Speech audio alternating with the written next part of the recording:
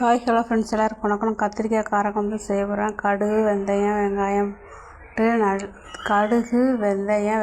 போட்டு நல்லா தாளிச்சிட்டு, அப்புறம் தக்காளி, முருங்கைக்காய், கத்திரிக்காய் எல்லாம் போட்டு உப்பு போட்டு நல்லா சிம்மில் வச்சு வதக்கிக்கோங்க.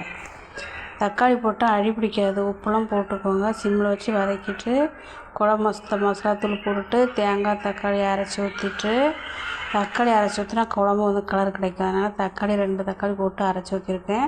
வதக்குது 2 தக்காளி போட்டிருக்கேன். அப்புறம் புளி கொஞ்சமாக கரைச்சி ஊற்றிட்டு தேவையான தண்ணி ஊற்றி உப்பு போட்டு குழம்பா நல்லா கொதிக்க வைங்க.